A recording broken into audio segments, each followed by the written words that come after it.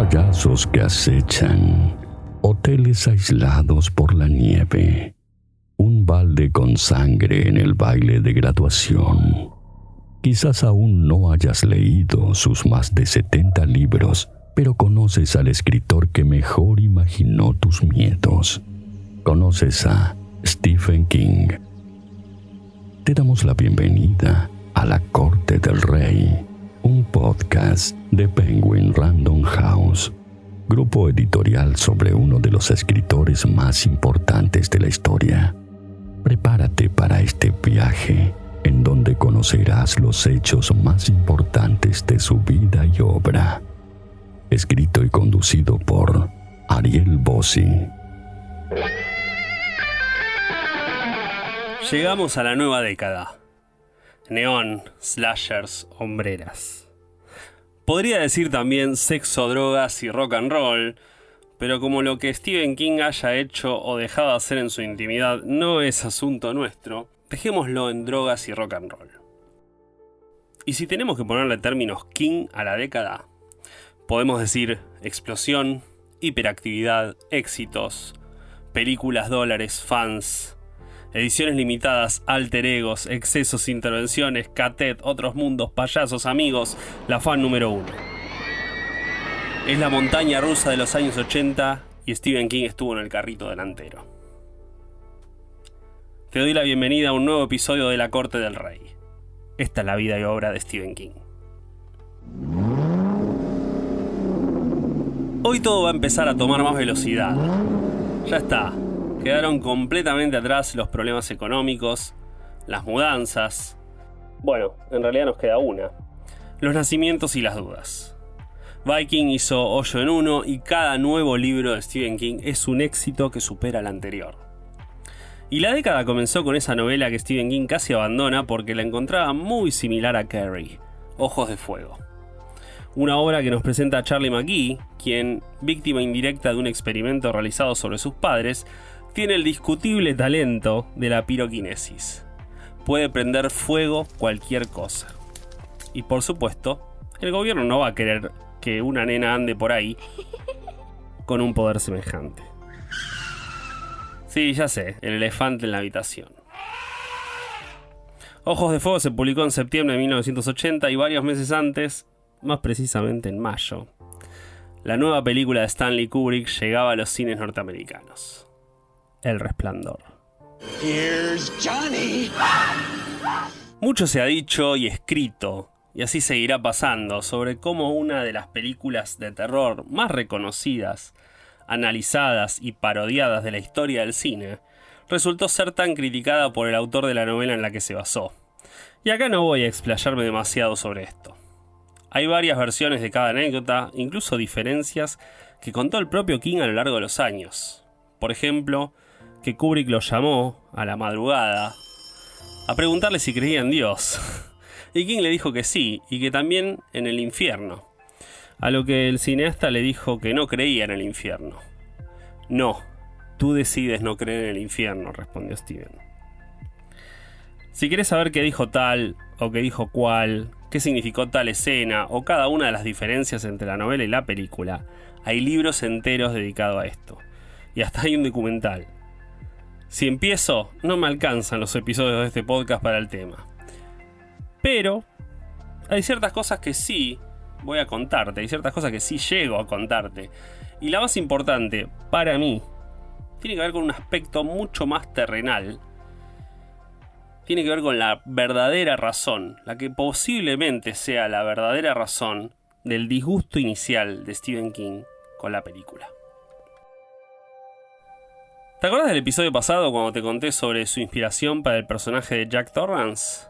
Bueno, si no lo recordás, te lo refresco. Fue el propio Stephen King. Esa persona que quiere volverse escritor profesional, que no lo ha logrado, y que sus miedos, fantasmas y excesos están empezando a transformarlo en una persona peligrosa frente a su familia. Lo que podía ser su última oportunidad resulta ser un lugar que en realidad termina actuando como una batería que da un boost de energía e impunidad para todos esos pensamientos oscuros. Jack Torrance libra una batalla con sí mismo en el libro, tratando por todos los medios de no lastimar a su familia. Ese es Jack. Esa es una versión, posiblemente un poco distorsionada y exagerada, de Stephen King. Y en la película no. En el film, Jack Torrance es una persona desequilibrada desde la primera aparición. A nadie le extrañaría que Jack asesine a su entrevistador en esa escena inicial donde le ofrecen el puesto de cuidador. O sea, el personaje interpretado por Jack Nicholson es lo más cercano a un psicópata que solo necesita una mínima excusa para desatar toda su locura asesina. You've had your whole fucking life to think things over. What good's a few minutes more gonna do you now? Y podría hacerlo sin ni siquiera haber pisado el Overlook Hotel. Es ese reflejo completamente alejado de King y más cerca de alguien a quien despreciaría, que transforma a Steven en esa persona que pasó de imaginarse haber estado en la fiesta de los Oscars en febrero del 79 a uno que no iba a perder oportunidad de criticar negativamente al Resplandor. Ojo, por supuesto que las diferencias en la trama también tuvieron que ver, O sea, esa llamada adaptación de Kubrick se acerca peligrosamente a un inspirado en... Y eso también lo afectó a King. Hay un cierto desprecio por el material original, ¿no? Por eso Warner terminó accediendo, tiempo después, a que King pudiese hacer una nueva adaptación, la cual se realizó en 1997, a cambio de que Steven la cortase con las críticas a la película de Kubrick. Hasta acá todo claro, pero hay un factor muy interesante a tener en cuenta. El film fue muy positivo para la carrera de Stephen King. La película trajo a millones de nuevos lectores y lectoras, dando un empujón muy fuerte a sus ventas, y por supuesto al interés de Hollywood. Los King, que se habían instalado en un agradable hogar a orillas del lago Quésar, terminaron comprando una de las más imponentes mansiones en Bangor, conocida como la mansión William Arnold. La refaccionaron y expandieron, y agregaron los detalles para que cualquiera que la viese supiera que esa era la mansión del nuevo hombre de la bolsa. Si viste fotos de la casa o tuviste la oportunidad de viajar a Bangor y tenerla delante, estás pensando en esos detalles que te estoy por decir. Estás pensando en esa reja que se asemeja a una tela de araña y a esas gárgolas fotografiadas 1.000 millones de veces por cada visitante que pasó por allí. Y yo, de hecho, no fui la excepción. Listo. Fuera con el elefante de la habitación. En una de las últimas declaraciones que King hizo respecto al film, la elogió como película, pero no evitó un último golpe. Dijo: ¿qué está mal con The Shining? Es un film hecho por una persona que piensa mucho y siente poco. Bueno, ¿dónde está? Sí, en Ojos de Fuego, que se publicó en septiembre de 1980, y a contramano del miedo de Stephen King, tuvo buenas reseñas. A diferencia de otras novelas, para Ojos de Fuego King había investigado bastante, pero no como lo imaginas. No había investigado para la novela, de hecho King eso es algo que suele evitar bastante, sino que había leído artículos y documentos sobre fenómenos psíquicos tales como la piroquinesis, combustión humana espontánea y otros incidentes extraños que le llamaron la atención. Y todo esto, ¿no? El tema del fuego, el tema de la combustión espontánea y toda esta fascinación del fuego, King ya la había incluido en un personaje que apreció mucho de La Danza Macabra, Trash Can Man o El Hombre Basura. La idea de que alguien pudiese iniciar y controlar el fuego con la mente era muy atractiva y la combinó con gente que se presta para experimentos con drogas y con el poder de ciertas agencias del gobierno para llevar a cabo experimentos que no solo no deberían hacer, sino que ni siquiera son controladas.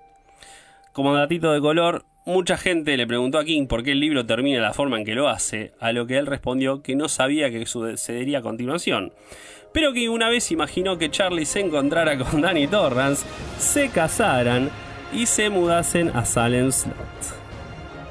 No agregó cómo serían sus hijos, pero las posibilidades son infinitas.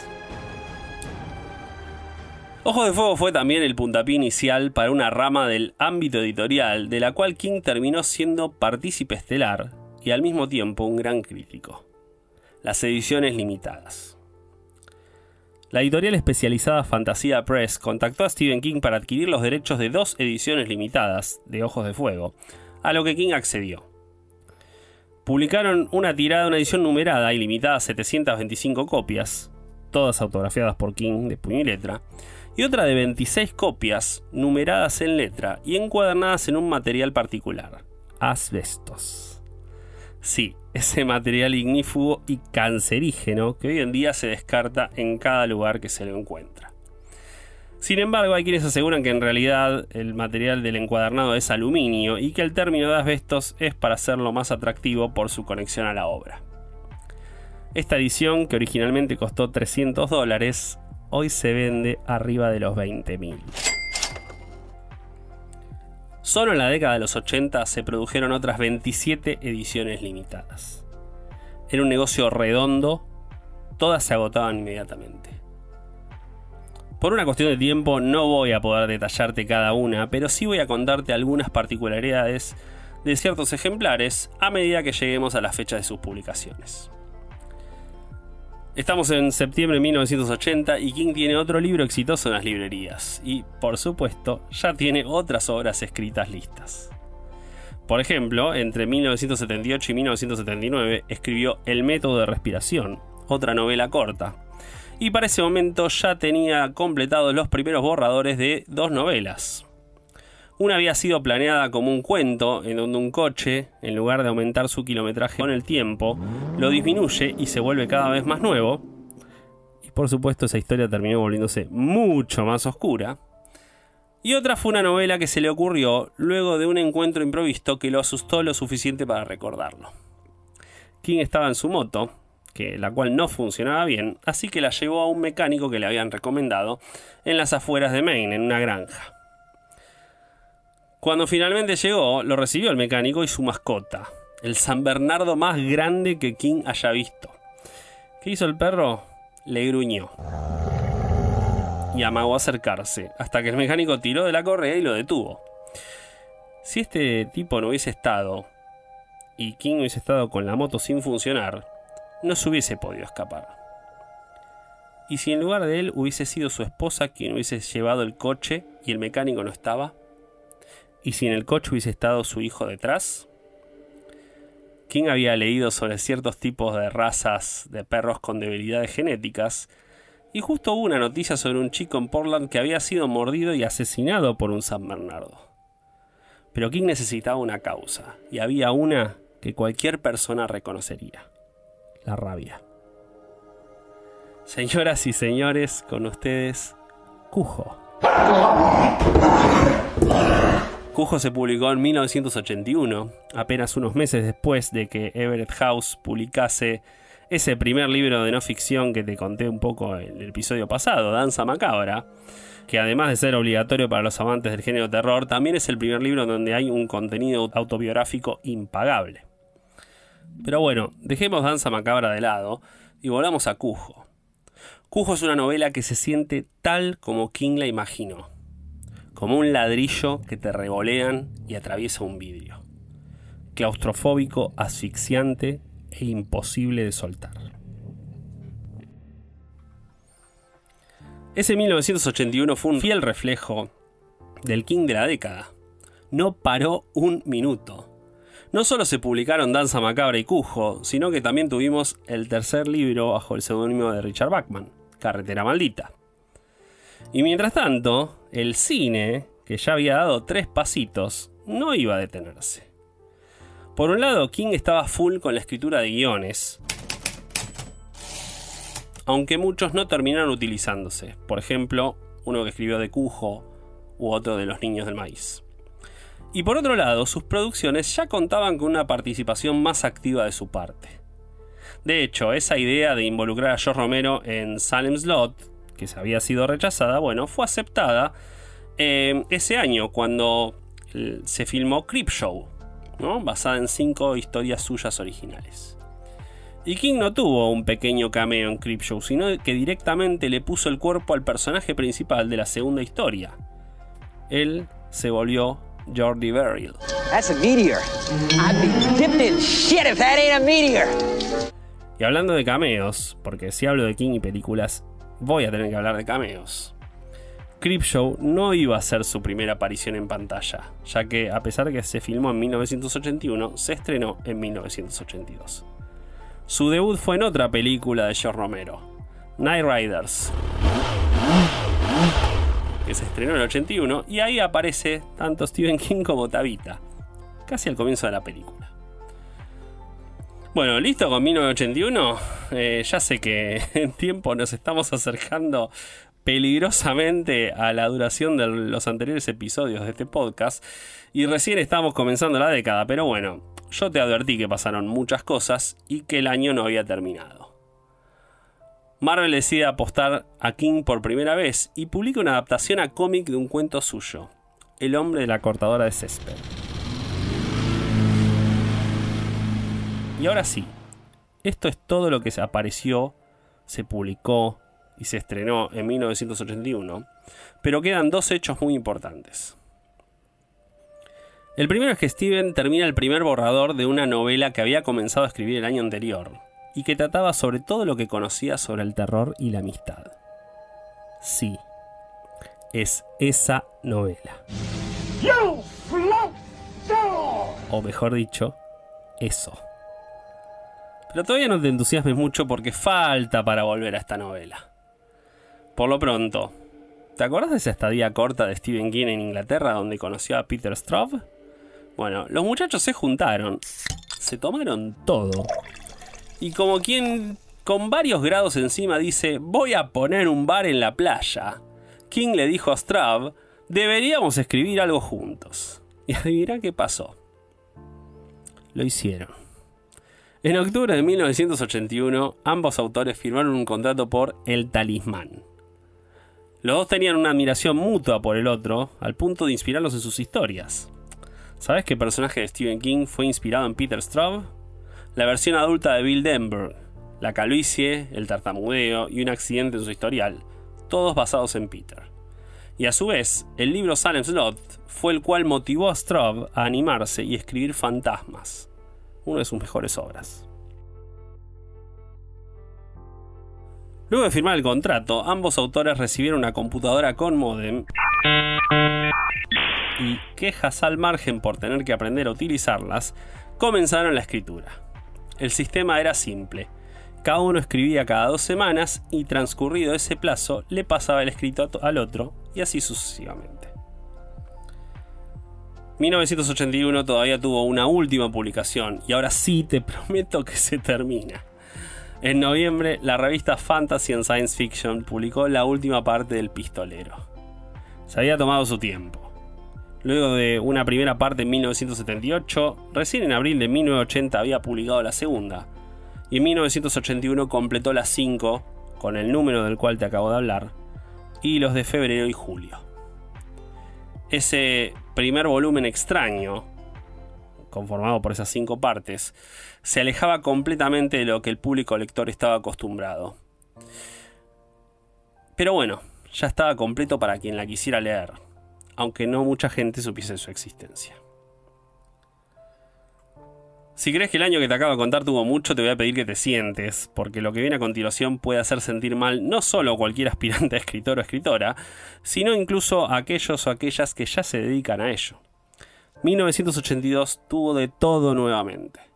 Se publicó la última novela de ese lote inicial de Richard Bachman, El Fugitivo. Viking decidió que esas 4 novelas cortas que King había escrito intercaladas a lo largo de los años bien podrían conformar un libro, y publicó una obra que yo nunca me voy a cansar de recomendarte: Las 4 estaciones. En castellano lo podés conseguir en 2 volúmenes, como Las 4 estaciones 1, primavera-verano, y Las 4 estaciones 2, otoño-invierno. Incluye las novelas cortas Rita Hayworth y la redención de Jean-Jacques, Alumno aventajado, El cuerpo y El método de respiración. Es el único libro de King que saca Viking ese año, pero no el único de King. Una pequeña editorial especializada en fantasía y terror llamada Donald Grant publica una primera tirada de La Torre Oscura, El Pistolero. Solo 10.000 ejemplares, además de una edición limitada a 500 copias firmadas y otra mucho más escasa numerada en letra.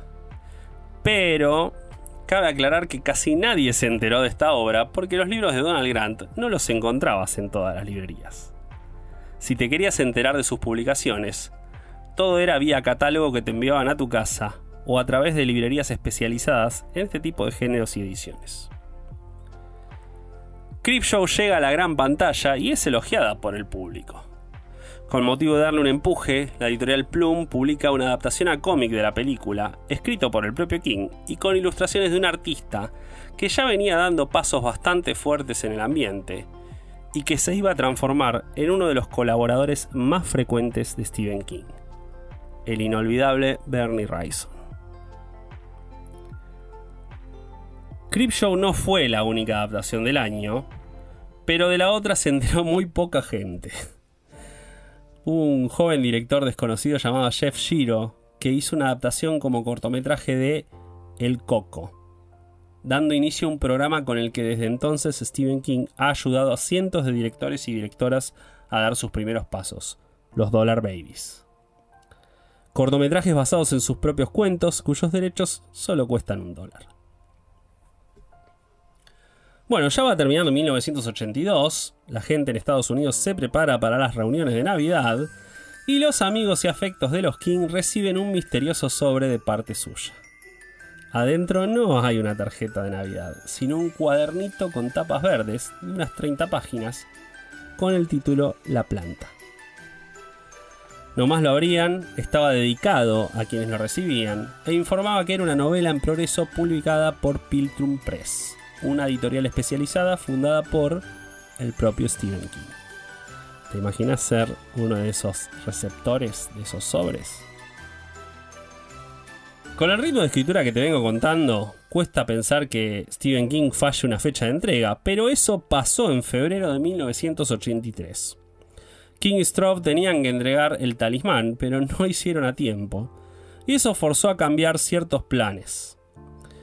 La editorial Viking pasó Christine a abril de ese año y El Talismán para la segunda mitad del año. El tema es que había otro libro en cola para ser publicado por otra editorial que King ya conocía, Doubleday. Esta editorial tenía una nueva obra de King de la cual te voy a contar en un momento para el otoño boreal de 1984. Pero esta demora forzó que se adelante a noviembre de 1983. Y entonces sí, El Talismán tenía que pasar a 1984. Y en 1984 Viking tenía planeada otra novela, una que presentaba una ciudad conocida como Derry, pero bueno, la tuvo que mover 2 años, a 1986. Y sobre eso te voy a contar otro día, porque ahora llegamos a cómo Doubleday, luego de ese divorcio complicado que había tenido con King, consiguió publicar una de las mejores novelas del autor, Cementerio de Animales.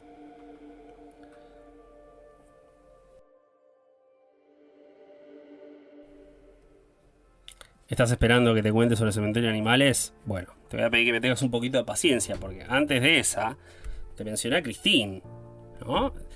Y Christine fue la primera en publicarse en 1983. Es una novela que fue inspirada por el decrépito Cadillac rojo que Stephen King tenía en el año 78.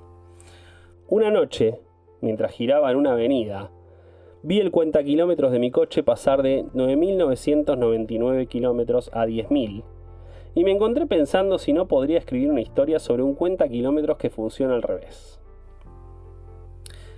King escribió ese libro a finales de la década del 70 y la única razón por la que utilizó un Plymouth Fury del 58 en lugar de su Cadillac fue que quiso utilizar el auto más común de los 50 que pudiese recordar.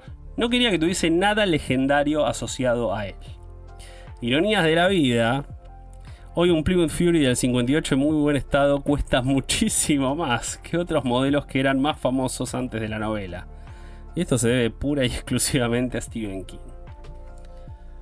Mientras escribía la historia, imaginó que el coche y su conductor se iban a volver más jóvenes a medida que lo conducía, al punto de que cuando el cuentakilómetros llegase a 0, con el coche completamente nuevo, se desarmaría y quedaría desmontado en piezas. Sería divertido y algo siniestro. Pero ese cuento fue cobrando vida propia, como el coche, y cada vez se volvió más y más oscuro. King terminó considerando a Christine como su primera novela realmente de terror desde la publicación del Resplandor. Como curiosidad, King no recibió ningún adelanto por Christine, o mejor dicho, recibió solo $1, pero sí aumentó su porcentaje respecto a las regalías, y para ese 1983 estas se traducían en varios millones de dólares. Además, como los derechos de adaptación de Christine se vendieron mucho tiempo antes de que fuese publicado, de hecho el estreno fue casi en simultáneo con el lanzamiento, King también había cobrado los derechos por la adaptación. Dinero, plata. Hasta hacía menos de 10 años aún era un factor muy importante en la vida de Stephen King y hoy ya no tenía la misma relevancia.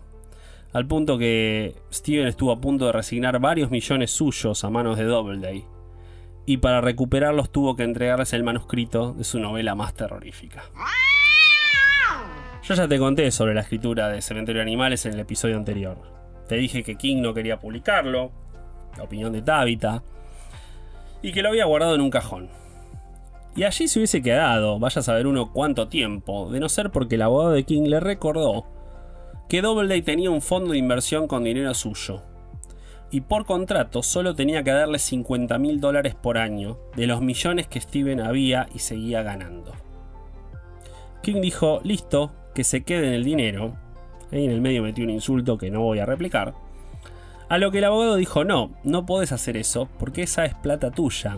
Y si pasa algo terrible y vos te morís, ¡calla, Satanás! El fisco va a venir a reclamarle a tus familias y van a tener que pagar impuestos. ¿Qué puedo hacer?, preguntó Steven.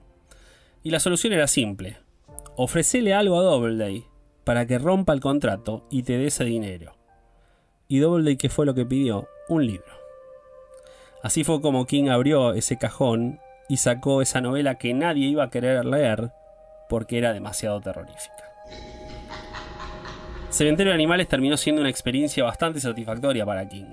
Excelentes reseñas y respuesta de los lectores y lectoras, y hasta se dio el lujo de tener un evento de firma junto a su esposa, Tabitha King, que acababa de publicar la novela Caretakers.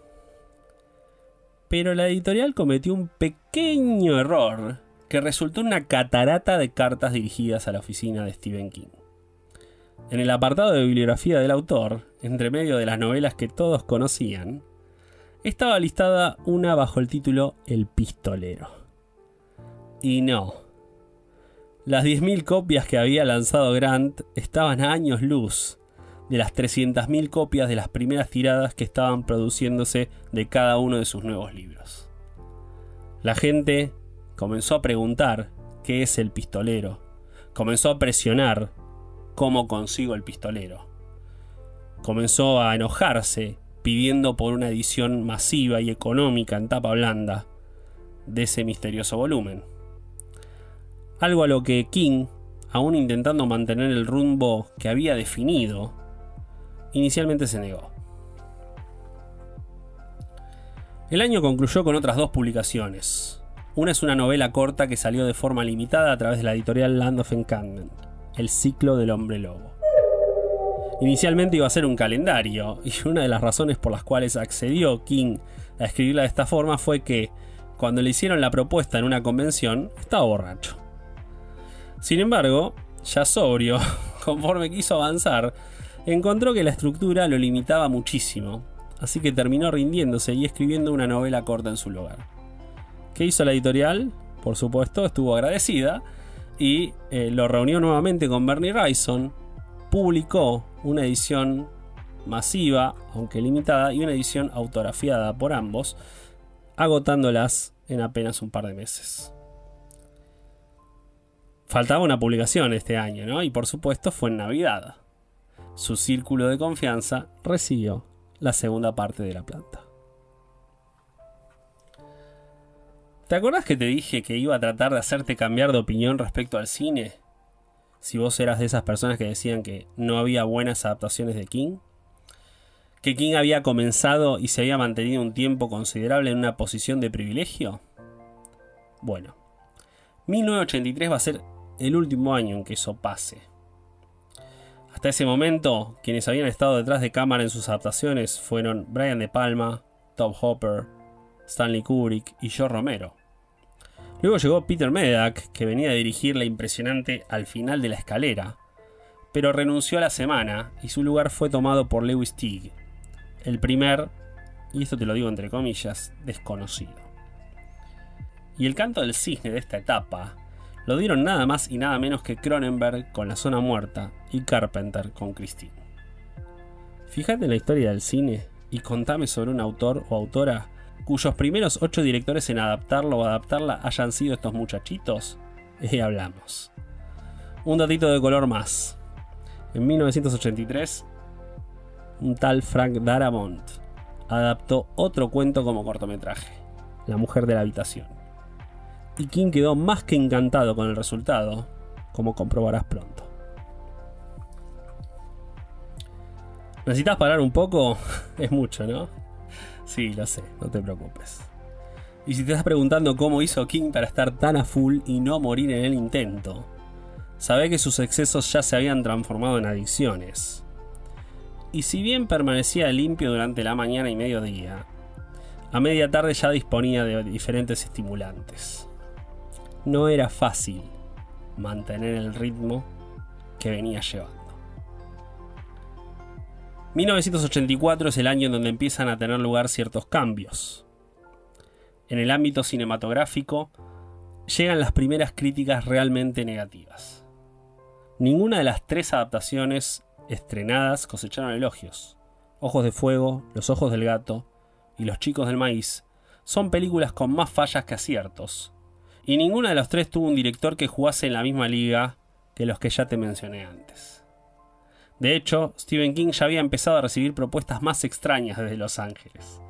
Por ejemplo, la primera versión de la propuesta para Los chicos del maíz comenzaba en África, en un tiempo prehistórico en donde la gente adoraba a un dios maíz y mujeres desnudas se autoimpalaban en plena adoración. Bizarro es poco. Al cine no le habrá ido muy bien, pero eso no se repitió en el ámbito literario. Este es el año de la esperadísima publicación del Talismán, y el éxito fue tal que se transformó en el libro más vendido del año. Y si no lo leíste, sabe que te envidio un poco, porque sería hermoso para mí poder leer el Talismán de nuevo por primera vez. Las cartas pidiendo por El pistolero seguían llegando, y King, sintiéndose generoso, accedió a otra tirada de 10.000 ejemplares. Y no, esa cantidad de ejemplares fue lo más parecido a un chiste, y el propio autor dijo que había sido el equivalente a querer apagar un incendio en el bosque haciendo pis. En sus propias palabras, esa segunda edición fue bautizada la edición Pis en el bosque. Esa Navidad no hubo planta. En su lugar hubo una lotería, y quienes salieron beneficiados pudieron comprar la nueva publicación de la editorial de King, Piltum Press. Una edición limitada, ilustrada y firmada por el propio King, de una novela de fantasía titulada Los ojos del dragón. Era una obra que King había escrito para su hija, para Naomi, porque ella se negaba a leer el resto de sus novelas porque las consideraba muy terroríficas. Y tal como había sucedido con el ciclo del hombre lobo y el pistolero, King solo quería que fuese publicada como edición limitada y ya.